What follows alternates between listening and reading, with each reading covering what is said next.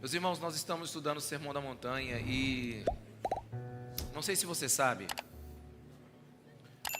o Sermão da Montanha, como nós estamos lendo hoje, ele deve ter se tornado disponível em um texto para o povo judeu, talvez uns 50, 60 anos depois de Jesus Cristo de Nazaré. Você gasta 15 minutos para ler o Sermão da Montanha, se você lê-lo numa velocidade média. Se você lê-lo com atenção, talvez você gaste uns 20 minutos ou um pouco mais.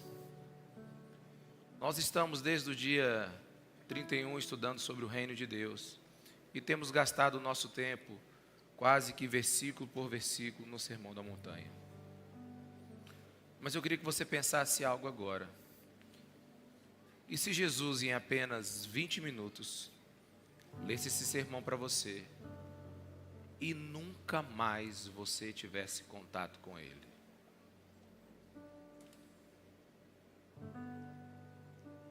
E porventura, depois de 20, 30 anos, esse documento escrito chegasse em sua mão de alguma forma,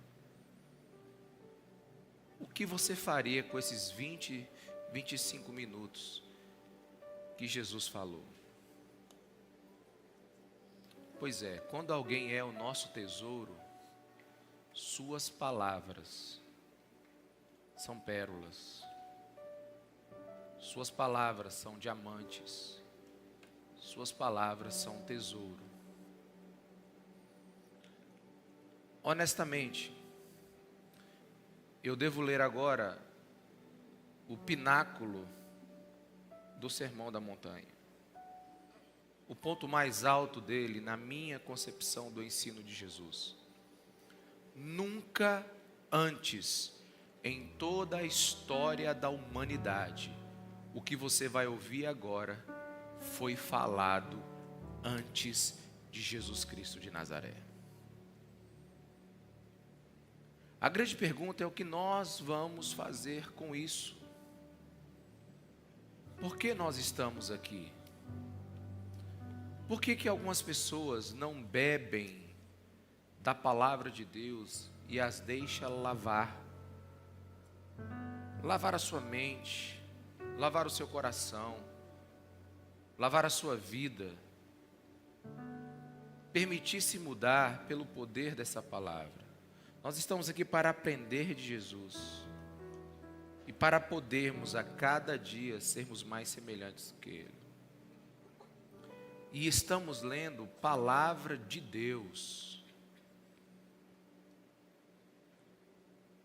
E estamos tendo um tempo com aquilo que Deus, o Eterno, aquele que criou todos os coeficientes matemáticos, físicos, quânticos possíveis para que o mundo existia, Ele decidiu deixar a sua inteligência, a sua sabedoria em um discurso que é considerado o discurso mais importante da história da humanidade. Pelos valores que Ele deixou, pelos paradigmas que Ele quebrou e pelo tempo que não consegue engoli-lo, devido à assertividade das palavras de Jesus Cristo de Nazaré. Então, quando ouvimos a palavra de Deus, meus irmãos, você não está esperando um discurso, você não está esperando uma boa pregação, você não está esperando para que você saia daqui aleluiado, motivado. Não, você está aqui em reverência para ouvir Deus falar com você. Jesus, ele, de certa forma, ele pregou um sermão. Mas se ele fosse fazer isso hoje de novo, de certa forma, ele leria o seu sermão. Então, no máximo hoje, Jesus gastaria com você 20 minutos. Ele não retornaria. Ele passaria para o próximo ensino, para o próximo e para o próximo.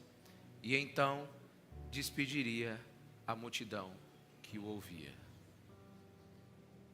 A grande diferença é que aquela multidão, quando saiu da presença de Jesus, ela saiu com seus neurônios fritanos para poder compreender o que ele estava falando. E a grande diferença nossa é que a gente sai daqui pensando em alguma coisa além do que foi falado aqui. O que vamos almoçar? Qual é a série que a gente vai colocar em dia hoje à tarde? Qual o melhor horário para ir para a exposição hoje à noite? Como é que eu tenho que viver a minha semana que vem, pagar as contas? E é por isso que nós perdemos o Cristo. É por isso que às vezes falamos tanto, 1 hora num versículo, e pouco se absorve dele. Na verdade, hoje o pregador tem que ser tão bom que tem que convencer você que Jesus está certo.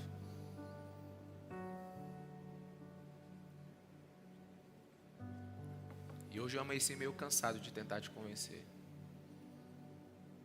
Minha vontade é de ler esses 5, 6 versículos aqui. Deus abençoe, meus irmãos. Até domingo que vem. E que o Espírito Santo fale com vocês. Eu não vou fazer isso não. Você não está preparado para isso não. Mas vamos ler a palavra de Deus. Mateus 5:43. Vocês ouviram o que foi dito? Ame ao seu próximo e odeie o seu inimigo. Eu, porém, lhes digo: amem os seus inimigos e orem pelos que perseguem vocês, para demonstrarem que são filhos do Pai de vocês, que está nos céus. Porque Ele faz o seu sol nascer sobre maus e bons, e vir chuvas sobre justos e injustos. Porque se vocês amam aqueles que o amam, que recompensa terão? Os publicanos também não fazem o mesmo? E se saudarem somente os seus irmãos, o que é que estão fazendo demais? Os gentios também não fazem o mesmo? Aqueles que não acreditam em Deus, os publicanos, aqueles que roubam do seu próprio povo, não fazem o mesmo? Portanto, sejam perfeitos, como é perfeito o Pai de vocês, que estás no céu. Amem seus inimigos, orem pelos que se perseguem. Assim vocês vão demonstrar que são filhos de Deus, o Deus que faz o sol e a chuva cair sobre bons e maus. Porque se vocês amam, quem vocês amam? Quem ama vocês? Se vocês saúdam, cumprimentam somente aqueles que cumprimentam vocês, vocês não fazem nada diferente de qualquer outro que não acredita em Deus. O que demais vocês estão fazendo então? Sejam perfeitos, como é perfeito o Pai de vocês. O que nós temos primeiramente para falar desse texto? Primeiro é que jamais, em nenhum lugar da história, foi dito antes desse dia para amar os inimigos. Não existe um registro em toda a história humana, e nem depois dela, um líder que teve coragem de mandar amar e orar pelos seus inimigos. A outra coisa é que em nenhum lugar do Velho Testamento, da lei, do Pentateuco, dos profetas, existe uma ordem para odiar os seus inimigos. Por isso que Jesus disse: vocês ouviram o que foi dito? Ame o seu próximo e odeie o seu inimigo. Os fariseus, os mestres da lei, absurdamente ensinaram algo que nunca Deus tinha dito.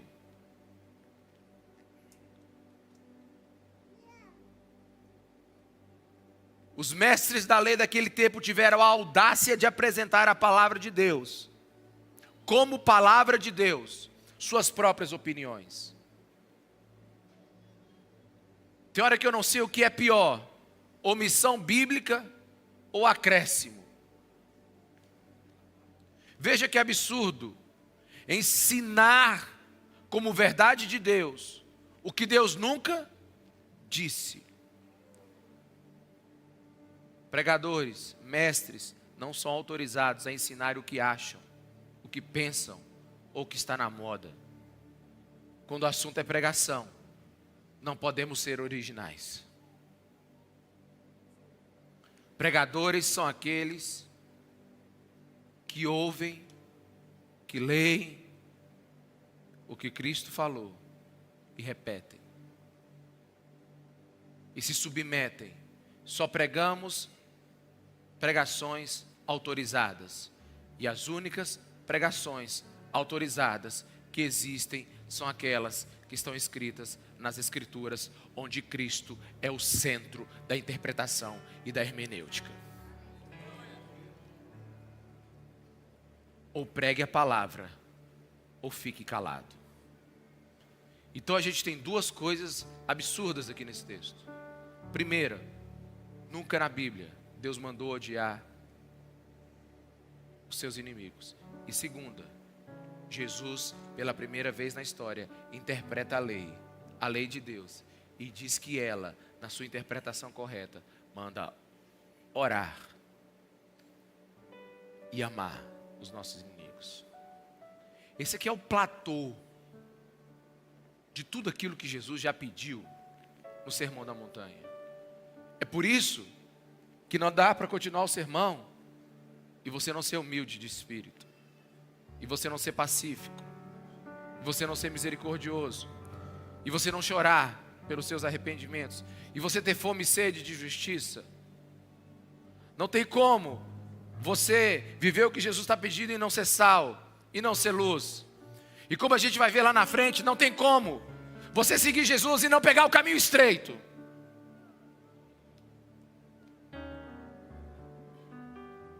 Se você buscar em qualquer outra religião do mundo, você não vai encontrar um ensino tão elevado como este, num grau de virtude tão alta. Vocês ouviram o que foi dito? Ame ao seu próximo e odeie aos seus inimigos. Porém, eu, o Senhor, o Deus encarnado, lhes digo: amem seus inimigos e orem pelos que perseguem. E por que Jesus está dizendo isso? Aonde ele quer chegar? Versículo 46. Porque se vocês amam aquele que os amam, o que recompensa vocês terão? Os publicanos também fazem o mesmo. Aqueles que oprimem o povo, como Zaqueu, ou como o próprio Mateus que escreveu o livro. Vocês esqueceram que escreveram o livro, quem escreveu esse livro foi um ex-publicano? Diz: qualquer um que é contra Deus e contra o povo de Deus faz isso. E se vocês só saudarem, cumprimentarem o que estão saudando vocês, até os gentios, os incrédulos também fazem isso. A pergunta que Jesus está fazendo é: o que é que vocês estão fazendo a mais?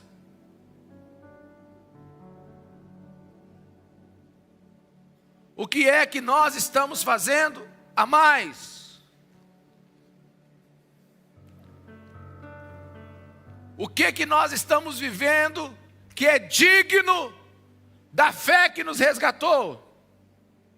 Jesus não ensina a odiar os inimigos, não ensina a ser omissos com inimigos, não ensina a ficar calado diante dos inimigos. Ele nos ensina a ser amorosos com os inimigos.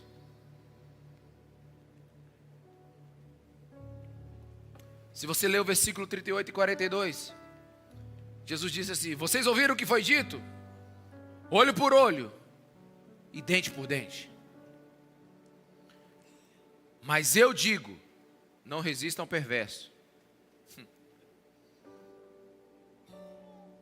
Se alguém o ferir na face direita, ofereça-lhe também a outra.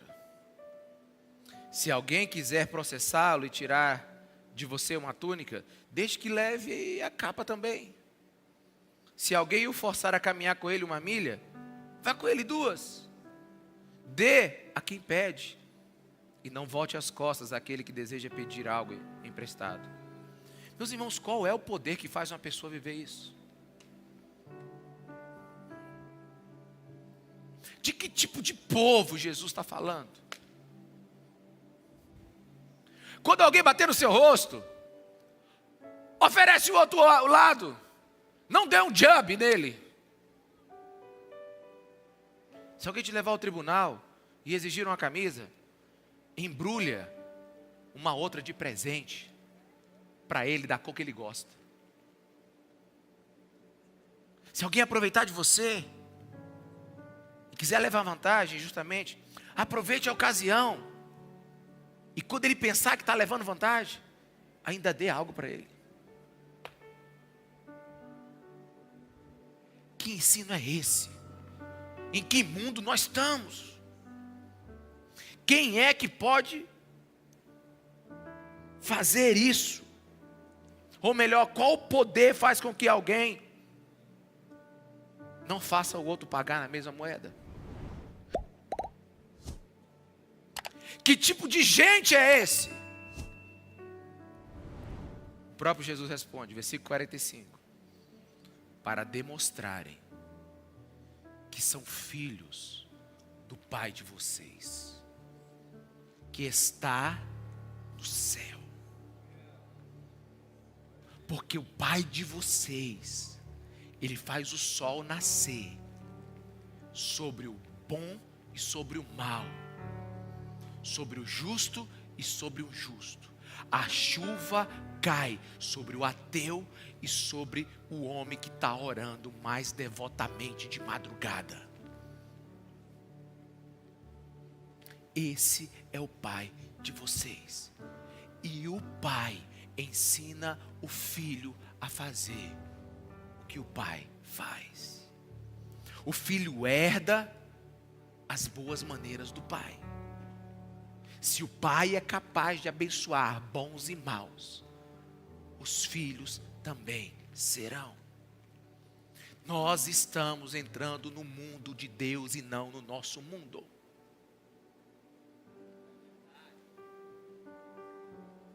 Esse é, como diz Calbart, o estranho mundo de Deus. Esse é o incrível mundo de Deus. Esse é o reino de Deus de ponta cabeça. Existem pessoas muito más. Existem pessoas muito boas. Ambas plantam. E para ambas, Deus envia sol e chuva. Tá bom para você acabar um pouquinho com a tua religiosidade? Que Deus só abençoa a gente boa? Deus abençoa quem Ele quer.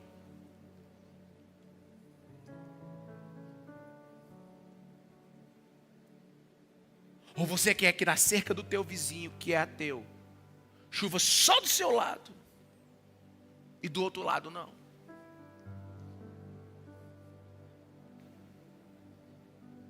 Ou você quer que só você que vem para a igreja bonitinho de domingo prospere, e o cara agora que está dormindo até tarde e não está nem lembrando de Deus, vá à bancarrota? Colheita de gente má e colheita de gente boa é abençoado pela chuva e pelo sol de Deus. Ou seja, quem trabalhou vai colher.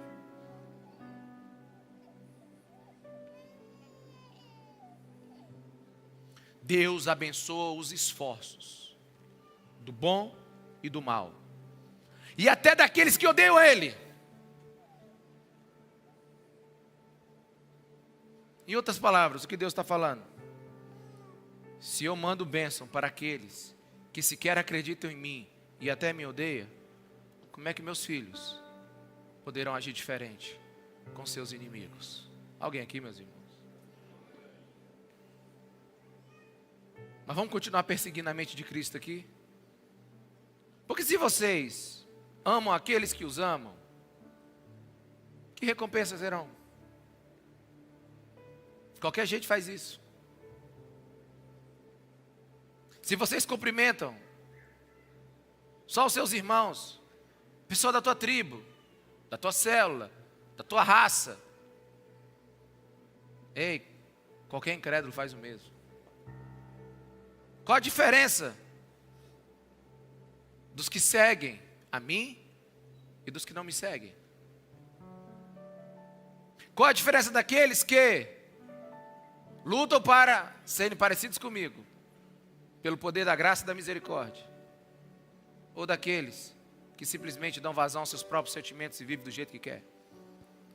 E eu vou dizer mais agora: qual a diferença daquele que nasceu de novo para aquele que não nasceu de novo? Porque tem muita gente que acha que nasceu de novo, mas não carrega nada do novo que o céu tem para ele.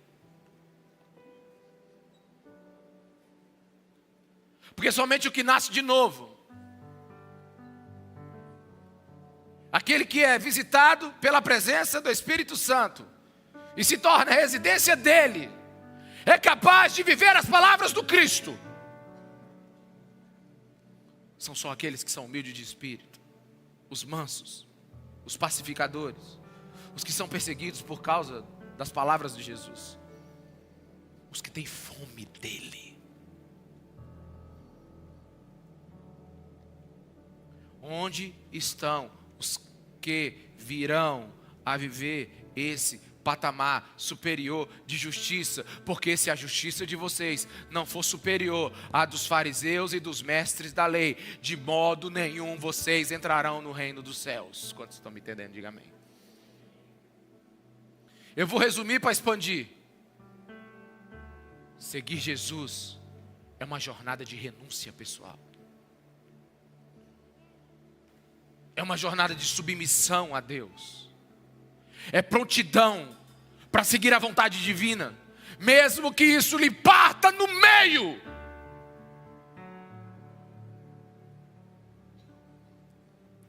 Mesmo que isso pegue seu ego e esfregue ele na parede. Mesmo que você tenha que engolir a seco todo o sentimento que tem dentro de você, que não pertence ao reino de Deus. É um compromisso que vai além de meras palavras ou rituais. É viver a vida de Jesus. De onde Jesus tirou esse ensino? Como é que ele diz algo nunca antes dito? Onde é que isso estava escondido dentro da cabeça de Deus? O óbvio às vezes precisa ser dito, né? Nem os mestres da lei percebiam. Porque Deus amou tanto o mundo que deu seu Filho unigênito, para que todo aquele que nele crê não pereça, mas tenha a vida eterna.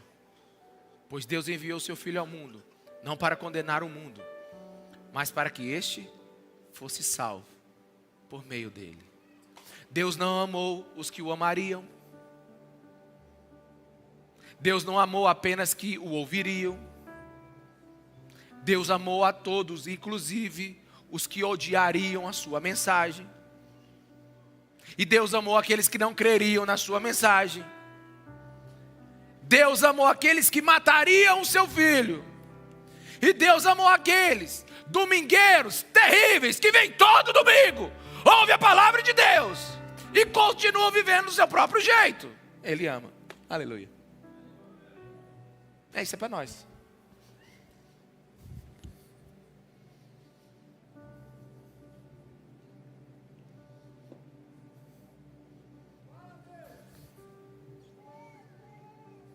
Mas isso não é justo. Amar quem não presta. Quem é que presta? Quem nunca pecou? Que manda o primeiro Twitter.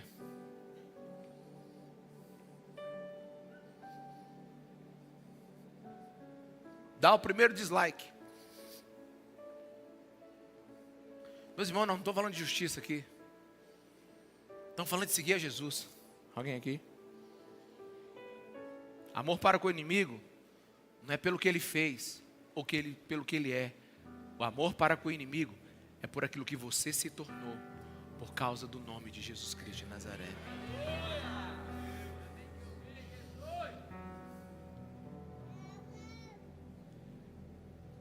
Você não é mais governado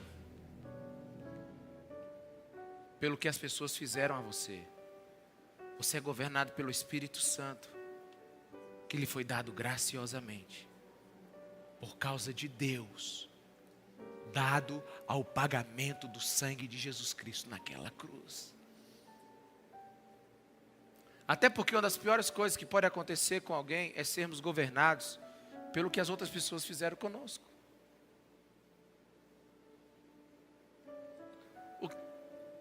Quem produziu raiva em você? Quem produziu sentimentos de tristeza em você? O que lhe tornou insensível, grosseiro, violento, desonesto, desacreditado? Não importa. Sabe por quê? Porque o importa é o que isso está fazendo com você. Isso está controlando você. E quem deve controlar você é o Espírito Santo de Deus, daqueles que nasceram de novo. O problema é que as pessoas ainda nos controlam. E o mal que elas nos fizeram, fazem algo a nós. Então a sua única esperança de ser cristão é que outra pessoa te controle. A única esperança para que você ame o seu inimigo é para que outro amor nasça dentro de você. É por isso que a Bíblia explica a Bíblia, Gálatas 2:20. Fui crucificado com Cristo. Em outras palavras, eu morri naquela cruz. Alguém aqui, meu irmão? Você morreu.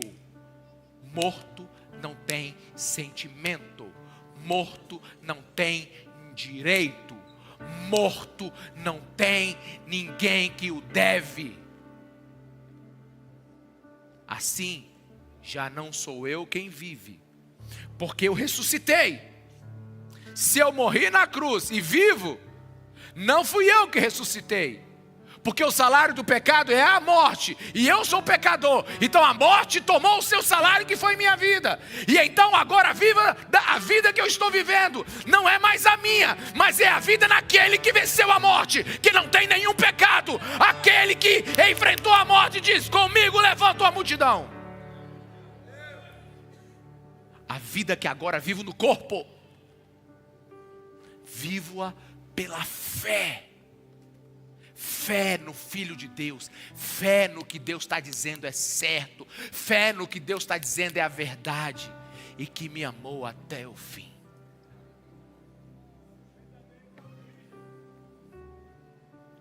Sou livre quando eu vivo para Cristo. Nem a felicidade do meu inimigo, nem o fracasso dele mexe com os meus sentimentos.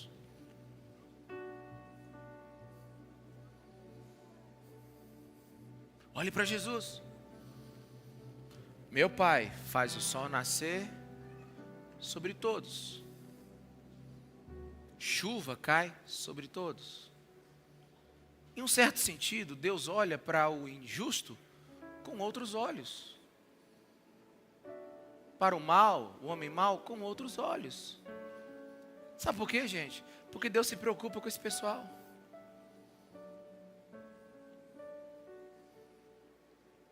Aí ele viu uma bênção para esse pessoal.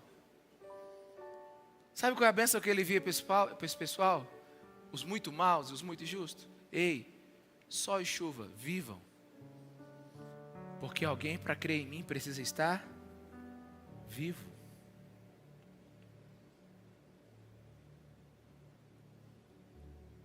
Mas a gente tem que aprender com Cristo. A gente tem que aprender com Cristo a manter os nossos inimigos vivos dentro de nós. Para que a gente tenha a oportunidade que um dia eles possam ser encontrados pela vida de Deus que nos encontrou. Você já viu Jesus como é que ele lidou com seus inimigos? Como é que ele fez?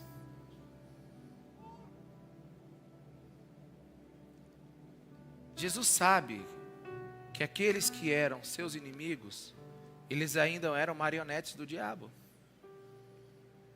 Ou eram ignorantes, que ele disse: Pai, perdoa, porque eles não sabem o que fazem. Primeiro brado de Jesus naquela cruz. Sabe, uma das cenas mais fortes de Jesus, eu separei duas cenas que são muito fortes para mim, pelo menos quando eu medito nelas. Está lá em João 18, versículo 21. Jesus está diante de Pilatos: e por que me interrogas? Pergunta aos que me ouviram, certamente eles sabem o que eu disse. Quando Jesus disse isso, um dos guardas que estava perto bateu-lhe no rosto. E estava diante de Caifás. Isso é jeito de responder ao sumo sacerdote? Perguntou ele. Respondeu Jesus: se eu disse algo de mal, denuncio o mal. Mas se eu falei a verdade, por que me bateu? Não, você é Deus. O sol queima na ponta do seu dedo. E o cara te dá um murro. E você olha para ele e diz assim: por que você fez isso, rapaz? É assim mesmo. Está com raiva de quem? Qual o teu problema? A gente nem se conhece. A gente nunca sentou na mesma mesa. A gente nunca comeu uma panelada junto. Difícil, né? A gente nunca saiu junto. Por que você está fazendo isso? Às vezes a gente recebe o mal de gente que nem sabe por que está sendo mal com a gente. E aí você logo fica com raiva e vai para cima dele e diz assim: ah, é? Pois agora vou terminar contigo. Outra vez, lá em Lucas 22, 47, essa aqui é a pior. Enquanto ele falava, ensinando para os seus discípulos, lá no Getsêmani, apareceu uma multidão conduzida por Judas. Judas trouxe um exército para prender Jesus. Quem é Judas? O discípulo, a quem Jesus deu o pão molhado, na versão antiga da Bíblia.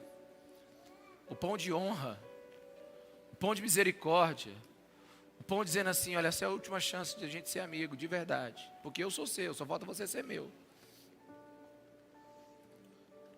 Conduzida por Jesus, um dos 12. Um dos 12. Jesus teve quase 10% de erro na escolha de quem ele ia seguir. Um dos 12. Este se aproximou de Jesus para saudá-lo com um beijo. Não, gente, com um beijo.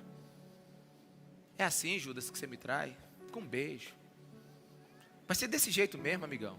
3 anos e meio junto. A gente sorrindo na fogueira, de madrugada.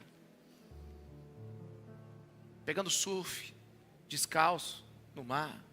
Você me vendo entrando dentro do barco e dizendo assim: cala a boca, vento, cala a boca, mar. A gente multiplicando pão. Tu lembra aqueles 500 que passou pela tua mão, Judas?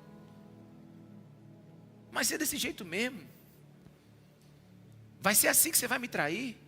Tipo assim, não é com murro. Nem para você só mandar o cara e ficar escondido. Mas você vai me dar um beijo. Olha como é que Jesus tratou seus inimigos.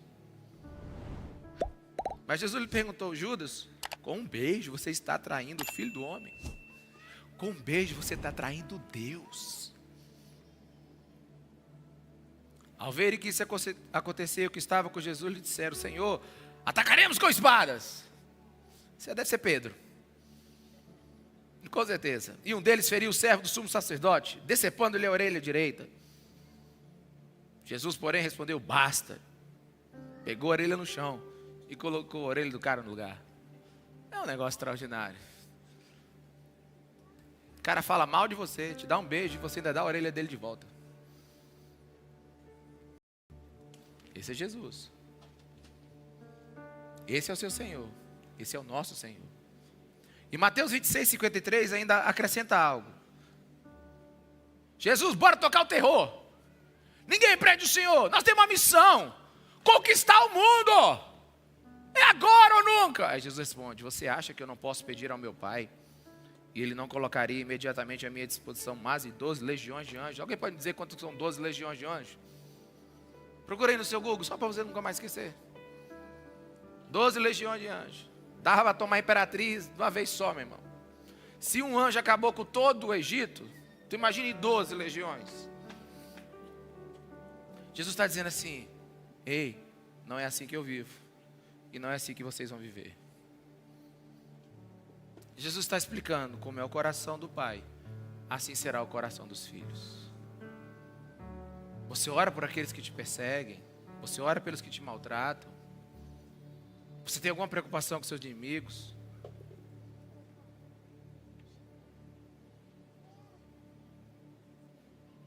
Quem é Jesus para dizer isso? Meu Pai mandou a mim, para abençoar vocês.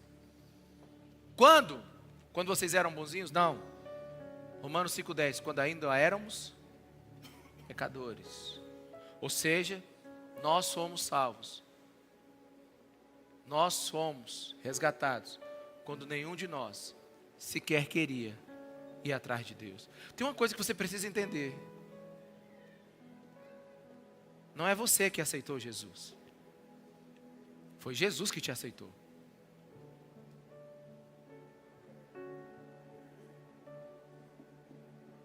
Não é você que uma hora para outra diz assim: nossa, eu estou arrependidaço. Ou para Deus. Não.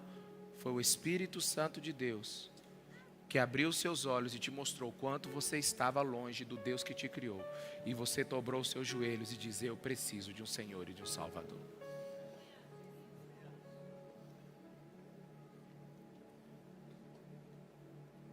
Agora você percebeu que Jesus não mandou a gente gostar? Mandou a gente amar? Agora, é impossível amar alguém sem gostar? É possível. Pois quando amamos, mesmo que não gostamos, oramos e abençoamos essa pessoa.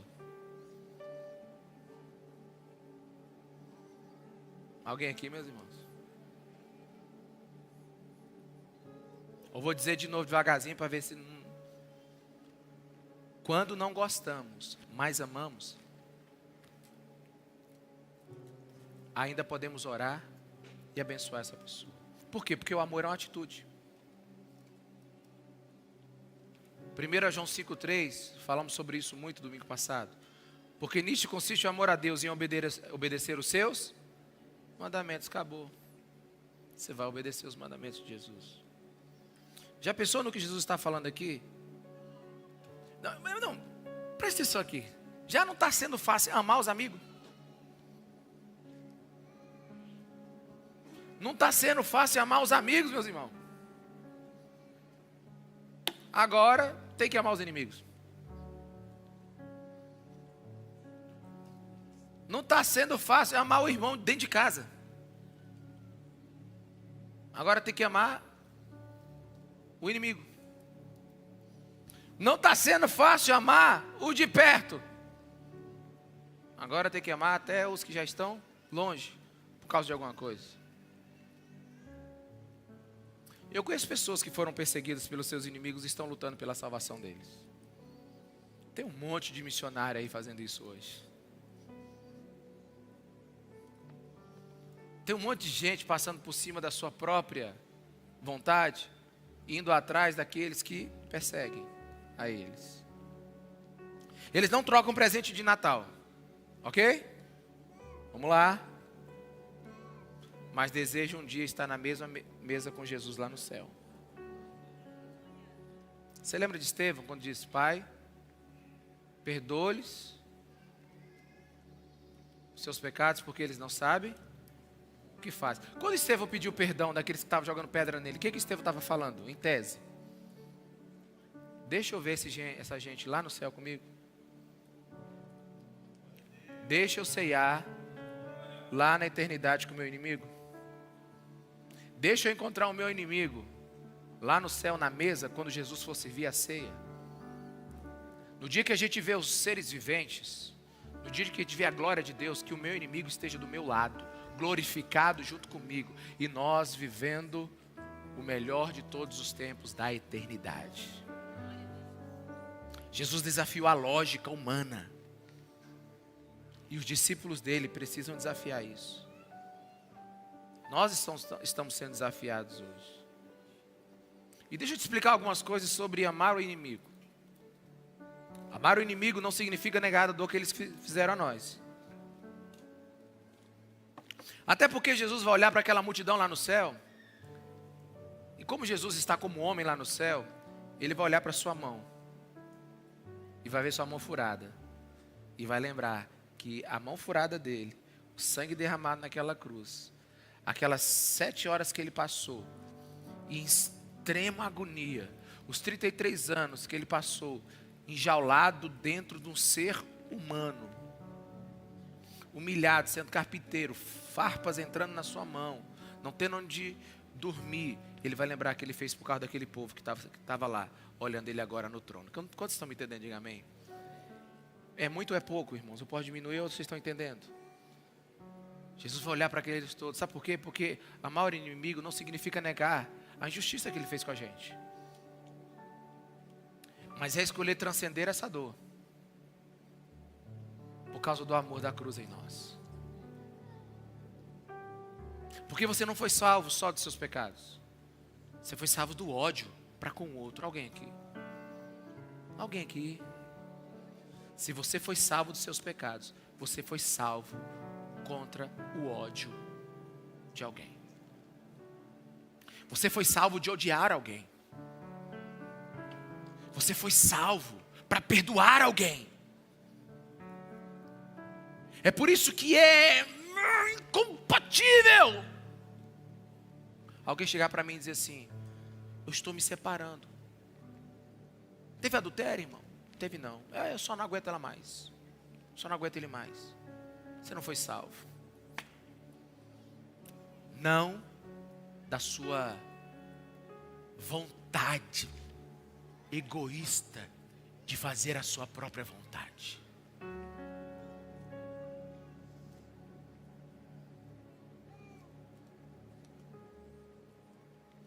Se meu irmão entrar naquela fila, eu vou passar por essa.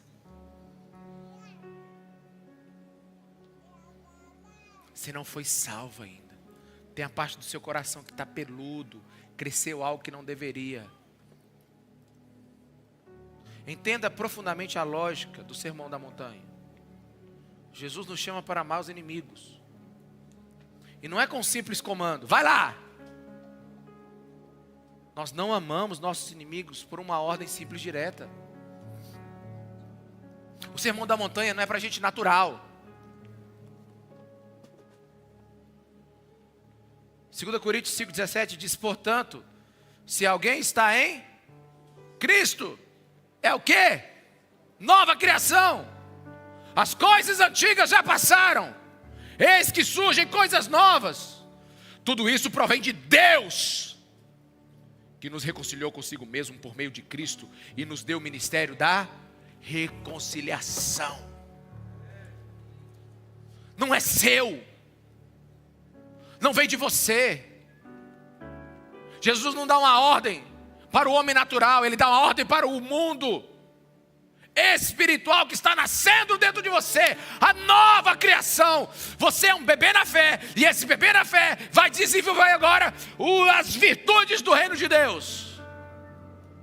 Senão você não é salvo, e nem foi.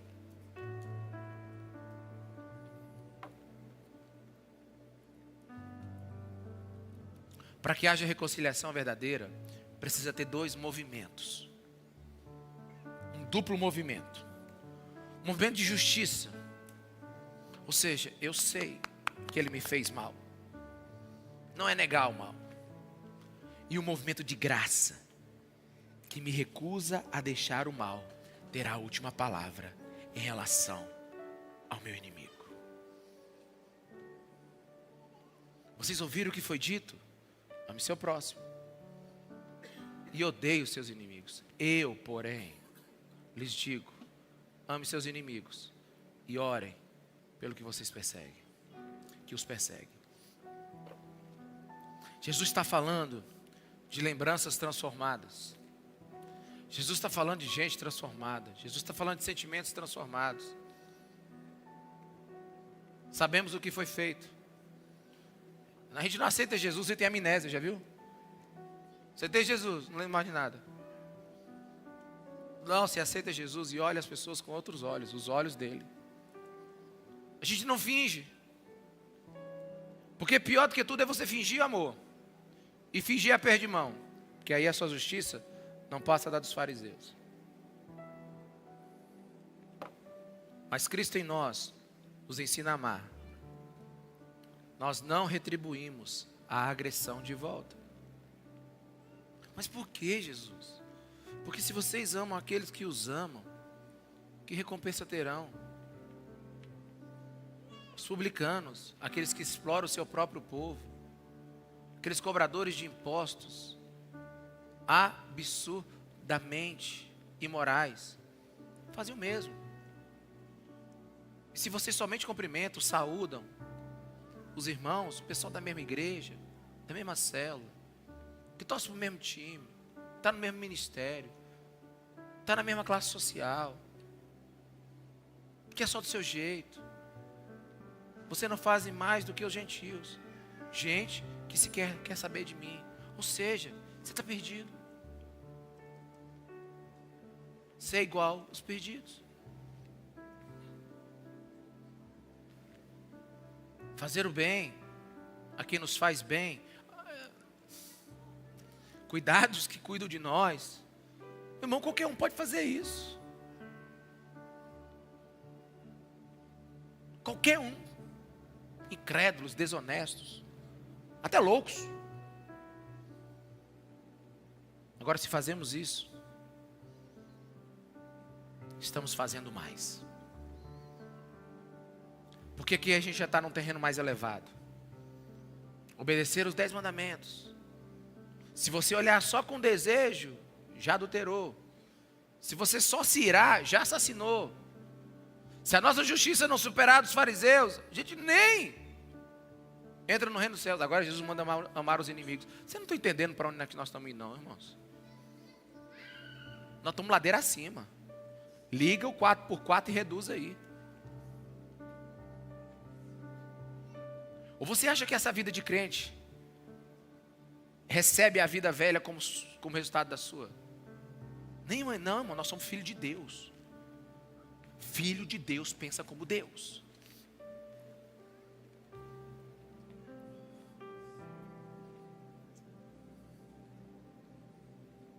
Agora vamos mais profundo ainda. Se você acha que a gente chegou no teto, agora que nós vamos bater assim, sem pena.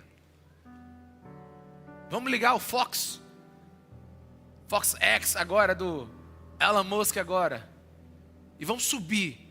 Vamos subir tão alto agora, que quem lê a Bíblia com seriedade agora, sabe, deveria botar a cabeça dentro do chão e gritar. Versículo 48. Portanto, sejam perfeitos, como é perfeito o Pai de vocês que estás no céu. Não, agora aqui, irmão. Se alguém passa por esse versículo e vai, é porque realmente não está entendendo nada.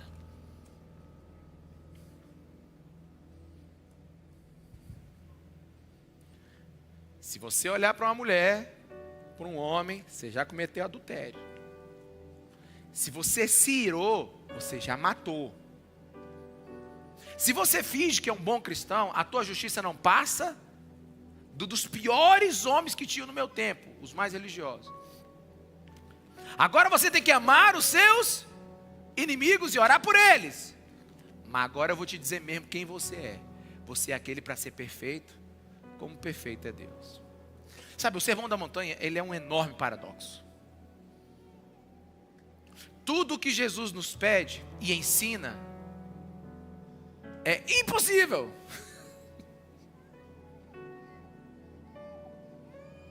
Mas tudo que Jesus nos pede e ensina é possível se nascermos de novo.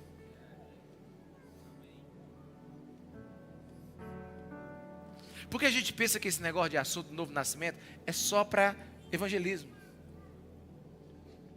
Sabe a coisa que eu estou mais desconfiada aqui na nossa igreja? Eu posso falar só aqui, porque eu não gosto de falar, não posso falar isso na igreja outra. É que nós estamos tudo desviados. Ou nem aceitamos Jesus ainda. Eu morro de medo disso.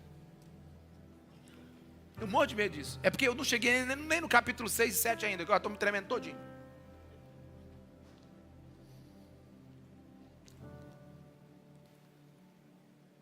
Porque tudo que Jesus pede e ensina no Sermão da Montanha é impossível.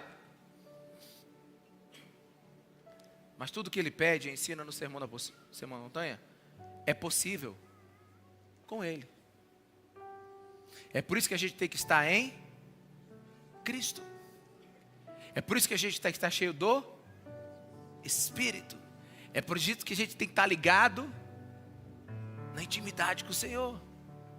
Olha só, nós lemos esse versículo, não lemos, citei, mas Lucas 2,34.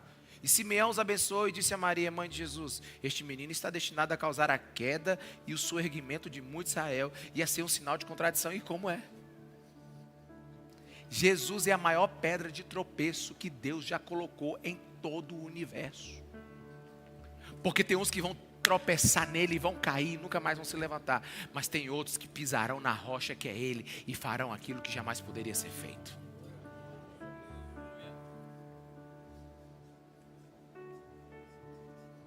Esse menino vai provocar fracassos cruéis e religiosos.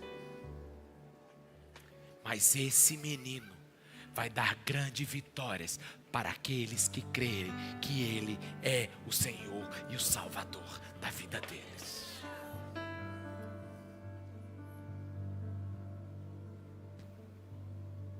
É possível viver o Sermão da Montanha, Ricardo? Não. Mas sim. Tolos são os que pensam que pode seguir no reino de Deus com suas próprias forças. Tolos são os que pensam que podem fazer do Sermão da Montanha mais um conjunto de leis criadas por legisladores humanos. E ao ler cada palavra de Jesus, especialmente Mateus 5,48, eu vejo que as exigências de Deus são impossíveis para mim. Por outro lado, para aqueles que nasceram de novo, aleluia, aqueles que estão em Cristo, que Cristo está neles, que não vivem mais sobre a força de suas próprias mãos, mas vivem pelo poder do Espírito Santo que está dentro deles. Vivem pelo dínamos, vivem por esse poder, a terceira pessoa da Trindade, que queima dentro deles, que fala com eles, que dobra eles, que mastiga o velho homem dentro deles, e que faz eles brilharem e serem sal e luz. Por causa desse Deus residente, aleluia, irmãos. Por causa desse Deus dentro da alma do homem, Ele pode mais. O que é impossível para o homem é possível para Deus. Essa é a glória do Evangelho. Quem nasce da carne é carne.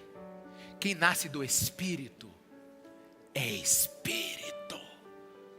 Não se surpreenda, Nicodemos, de eu te falar que você tem 80 anos que vai para a igreja e você ainda não nasceu de novo. Porque uma coisa é um robozinho que aprende o que a lei dos homens manda. Mateus capítulo 6, versículo 1. A outra é ser cheio de Deus, é mover-se com Deus, é Deus mover você, é você andar debaixo da presença, é Cristo te envolver, é ter o seu domínio na língua, é os teus pensamentos serem puros, é você chegar a um grau de satisfação onde Deus tem prazer em você, chegar a um grau de satisfação onde Ele não só te ama, porque Ele ama o mal e o injusto, mas Ele te ama porque você o agrada, Ele te ama porque você tira um sorriso do rosto dEle, Ele te ama porque você mortifica a sua carne, Ele te ama porque você volta e pede perdão, Ele te ama porque você se humilha para ser exaltado, Ele te ama porque você crucifica esse homem, essa mulher orgulhosa dentro de você, Ele te ama porque você começa a parecer com Ele, Ele te ama porque Satanás diz: não é possível, 40 anos de investimento e esse cara agora está fazendo tudo diferente, Ele mudou.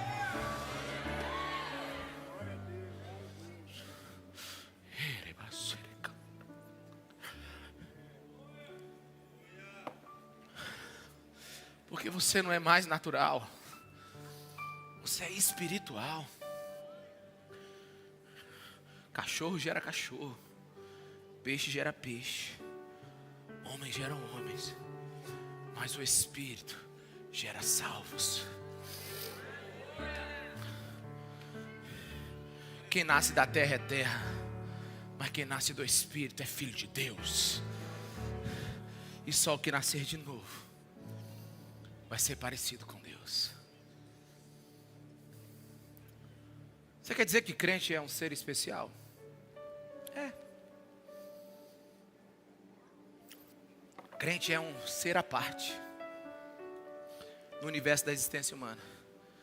Só continua sendo vaso de barro. Pisa na terra com os mesmos pés, fala com a mesma voz, luta com as mesmas lutas, mas tem Deus dentro dele. 2 Coríntios 4,6 diz: pois temos esse tesouro em vasos de barro, para mostrar que o poder que tudo excede provém de Deus e não de nós. De todos os lados somos pressionados, sim ou não? Sim ou não?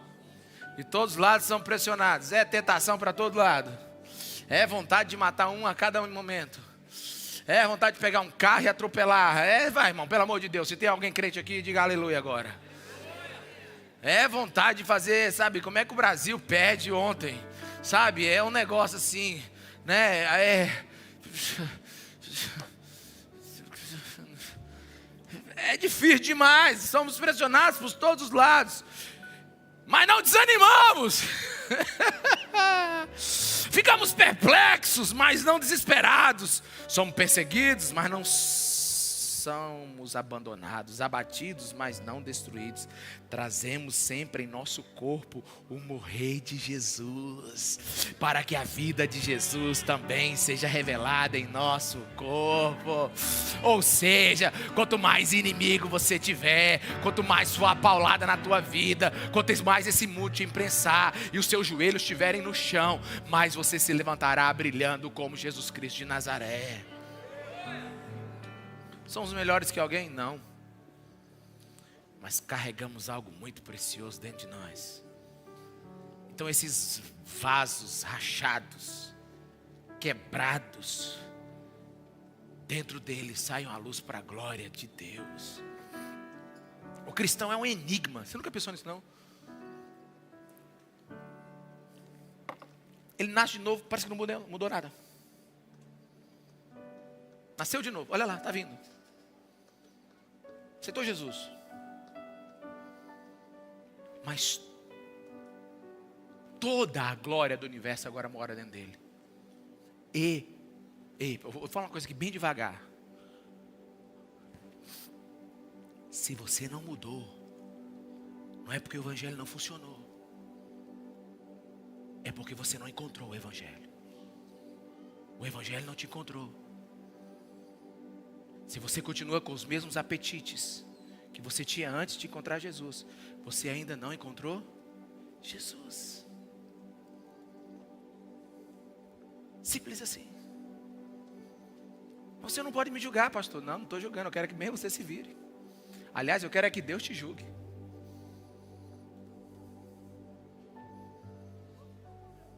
Se você continue sendo aquele homem malandro nos negócios, aquele cônjuge malandro, aquela pessoa que continua com os mesmos valores do mundo, deixa eu te dizer, ei, não foi Deus que falhou, é você ainda que não tem Ele dentro de você. Porque uma igreja verdadeira, quando eu falo igreja, eu falo você e eu, ela precisa experimentar duas coisas. Erram por não conhecer as Escrituras e nem o poder de Deus. Está lá em Mateus 22, 29. Um crente verdadeiro, ele conhece a Bíblia e tem poder para viver o que a Bíblia pede.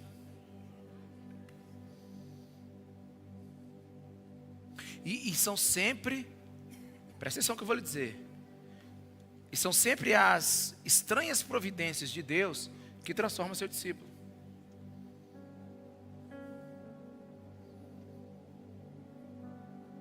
E tem algumas coisas que não entram dentro da nossa cabeça. Esse pessoal que faz musculação igual eu, né? Você pega um peso de 300 gramas. Aí você sente que já está leve. Aí você faz o quê? 500. E depois está leve, você faz o quê? 1 quilo. Aí você aumenta a quantidade, a repetição. Aí você fala agora 3, 4, 5. Com 2 anos você está fazendo o quê? Está levantando o aparelho. Aí você quer ser cristão como? Sem pressão? É por isso que Jesus te botou agora na academia mais perfeita de toda a estrutura celestial que Ele já criou. Ame seu inimigo, que é um peso para você se tornar um homem de Deus. Está aí, ore pelo seu inimigo. Porque isto vai gerar chamas em teu espírito.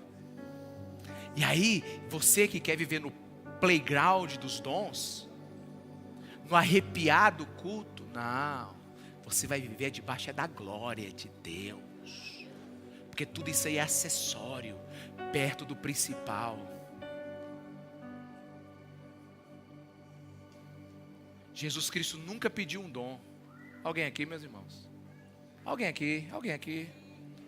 Por favor, tem alguém aqui? Alguém entendeu o que eu falei? Porque nem eu entendi. Apóstolo Paulo nunca pediu um dom. A igreja de Corinto não sabia nem quais eram os dons. Quando o Espírito Santo desceu, ele nem sabia o que era isso. Sabe o que eles estavam buscando? É ser obedientes a Jesus. E quando você começa a se encaixar dentro da trilha do crescimento espiritual, sabe, é igual aqueles joguinhos. Você vai pegando assim só os upgrades. Porque é dado, por isso que o nome é presente, é dom.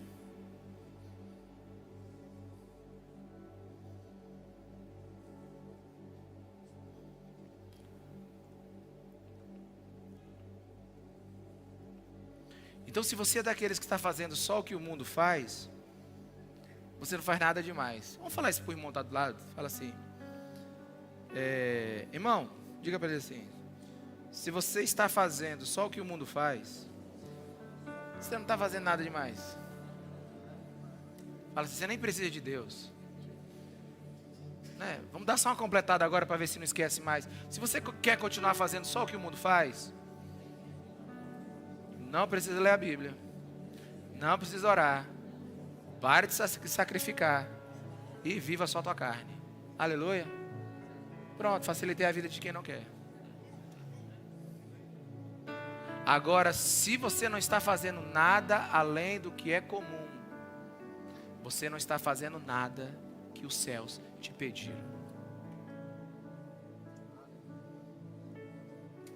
Vocês ouviram o que foi dito? Olho por olho, dente por dente.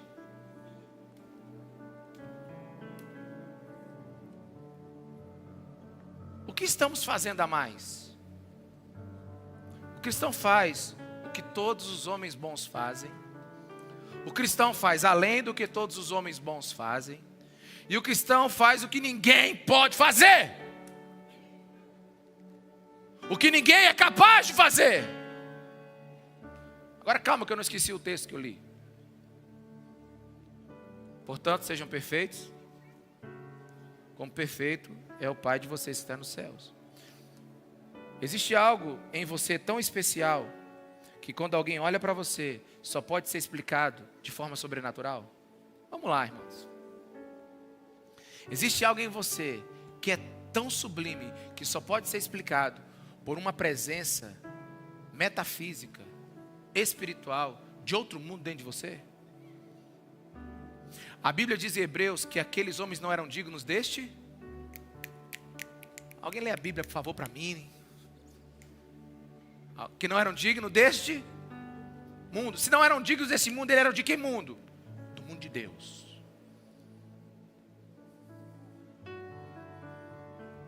Tem alguma coisa em você que é de outro mundo?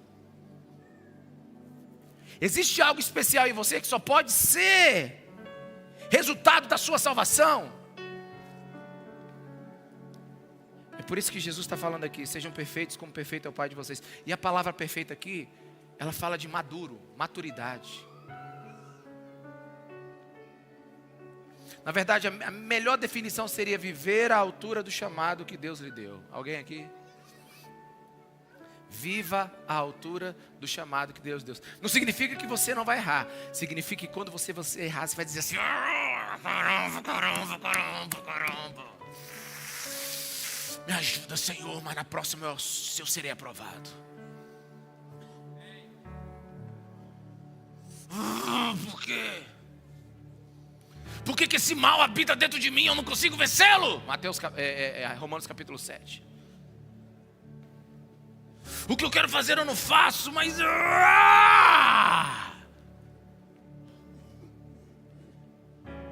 Mas graças a Deus por Cristo Jesus, porque agora eu posso. Vamos trazer isso mais para perto de nós? Quem são os fariseus desse dia? Ame seus irmãos, mas não ame os forasteiros. Ame os da sua família e deixe os outros se virarem. Alguém aqui? Alguém aqui, meus irmãos? Pega isso para você, que eu estou pregando é para você. Já preguei para mim ontem. Fiquei mal ontem. Deu febre ontem. Ame a sua igreja, mas fica de olho nas igrejas rivais. Ame somente os da sua raça. É o que Jesus diria para nós hoje. Se agirmos assim, não passamos de gente sem Deus. Somos iguais a qualquer não salvo. Em nenhum lugar o desafio do Sermão da Montanha é maior do que este. Essa é a prova cabal de quem foi regenerado, salvo, santificado por Jesus Cristo de Nazaré. O homem natural vence pelo princípio. O homem natural vive pelo princípio da retribuição exata. Olho por olho, dente por dente. Arrancou um olho, te arranca o olho. Arrancou um dente, arrancou o dente. Bateu no meu carro, eu bato no seu. Xingou tua mãe, minha mãe, eu xingo a tua. Pisa para tu ver. Só os maranhenses entendem isso. O homem natural vive pela vingança. Punição adequada à perda. O nome disso é Lex Talionis. A lei de Talião, que é tão antiga como a lei de Hammurabi. O que significa? É pena recíproca ao crime. Ensinava que a vingança não podia ser ilimitada. É só um olho, então só arranca um olho. Quem está assistindo Casa de Dragão? Aleluia. Tá bom, irmão, aleluia, né? Vai que Deus está falando contigo, fala comigo também. Teve um capítulo que foi um filho por outro filho. Só que essa não é a lei dos céus. Na lei do homem tem que ser na proporção do dano que causou.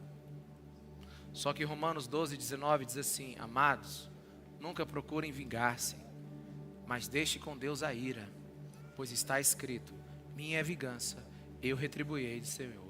Ao contrário, se o seu inimigo tiver fome, dele de comer. Se tiver sede, dele de beber. Fazendo isso, você vai amontoar brasas vivas sobre a cabeça dele. Não se deixe vencer pelo mal, mas vença o mal com o bem. Sei que alguns podem pensar assim: mas se eu agir dessa maneira, estarei deixando a injustiça triunfar. Não é verdade, é o oposto. Quando oramos por nossos inimigos, entregamos a justiça para Deus. Entregamos ao único que dará a sentença que nunca mais terá recurso. Alguém aqui? Jesus não está, nos ensinando a ficar omissos. Jesus está nos ensinando que a vingança pessoal foi tirada de nossas mãos. Ame os que o amam, não é grande coisa. Cristãos foram chamados para fazer o impossível. Isso não é um chamado para a gente viver como vítima de abusos, de autoritarismos, da milícia armada. A gente precisa lutar contra o abuso sexual, emocional, verbal, espiritual. Mas o que Jesus está dizendo aqui: aprenda a morder sua língua, para você parar de destilar veneno por aí. Aprenda a calar a sua boca, para não provocar violência desnecessária. Coloque suas mãos para trás, para que a agressão não parta de você. O que está proibido aqui é a vingança, não a autodefesa. Alguém aqui, meus irmãos? Pastor, mas essas palavras de Jesus me fazem me sentir fraco, capacho. Não. Fica de pé que eu quero te dizer as últimas coisas desse sermão. Não precisamos de Jesus para fazer a vontade.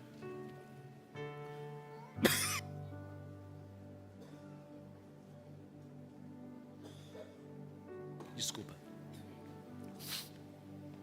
Não precisamos de Jesus para fazer a vontade natural do nosso coração.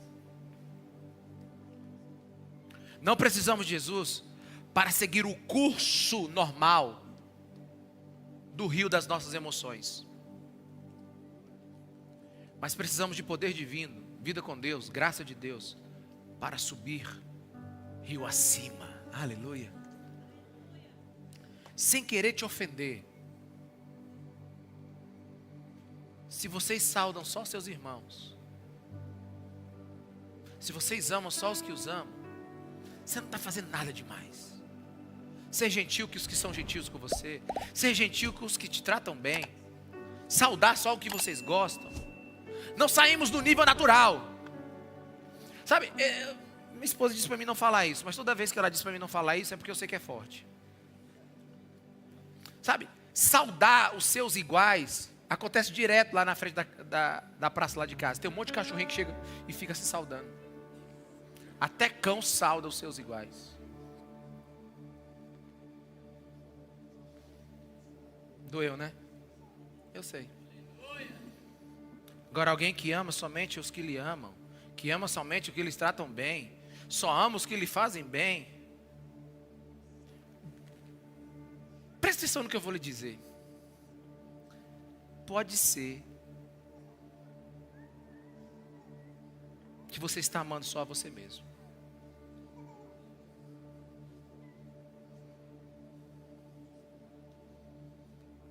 É egoísmo disfarçado de virtude. É religião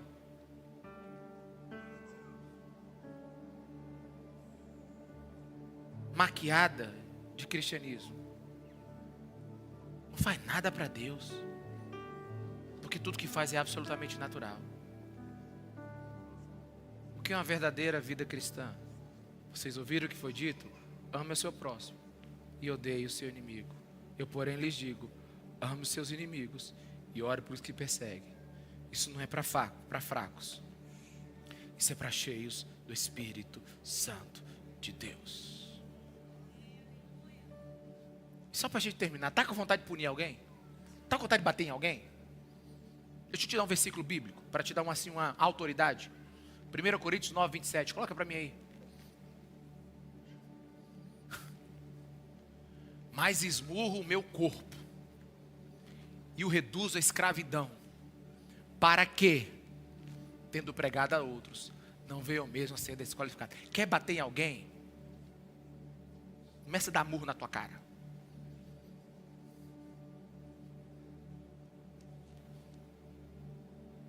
Quer jogar alguém no chão? Joga esse velho homem, essa velha mulher. Pensa numa pessoa que você precisa dar uns bons gritos com ela. Próxima aquisição sua é um espelho de 1,80 m para você colocar na porta do seu banheiro, para quando você fechar ele e trancar, você olhar e dizer assim: agora nós vamos se arrumar.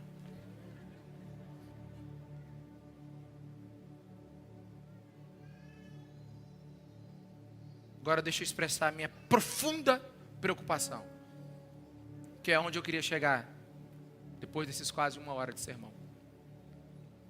Pastor, eu não consigo viver o que Jesus me pede. A gente tem um grande problema aí agora. Porque João 1,12, na Almeida revisada, atualizada, diz o seguinte. Almeida revisada, atualizada. Pode ser isso aqui, deixa. Tá bom, NA. Mas a todos quanto receberam. Receberam quem? Quem? Jesus, a luz do mundo. Deu-lhes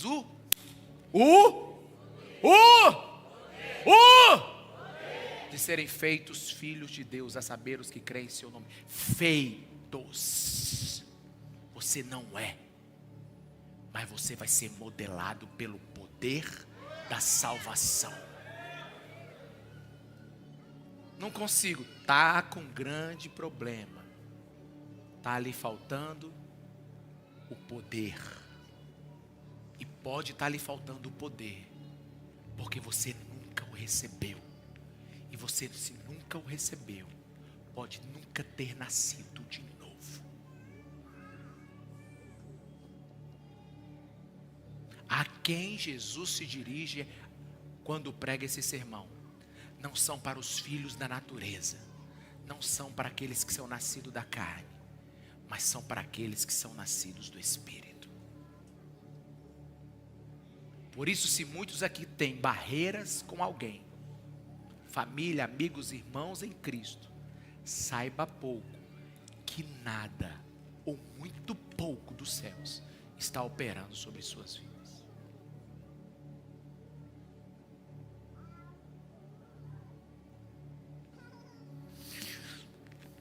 Mas eu queria terminar com uma última explicação. Chuvas caem sobre bons e maus, sol brilha sobre justos e injustos, mas não há salvação. Não existe salvação para justos ou injustos. Só existe salvação para arrependidos e pecadores confessos. Se o Senhor privasse a chuva e o sol dos maus, não haveria esperança para eles. Eles morreriam na sua pobreza, de fome, e seria culpa de Deus. Por isso todo trabalhador será recompensado debaixo do sol, e a chuva cairá sobre ele. Da mesma forma assim a salvação. Se Deus não manda Jesus Cristo para nos salvar, nós não teríamos esperança. Romanos 15:13 diz que Deus é a nossa esperança. Então a salvação não tem a ver com a sua condição moral, mas tem se você crer ou não. Deixa eu te falar uma coisa. Está chovendo hoje. Tem sol brilhando hoje aqui nesse lugar. E a grande questão é, se você crê que Jesus Cristo é o Senhor e Salvador da sua vida.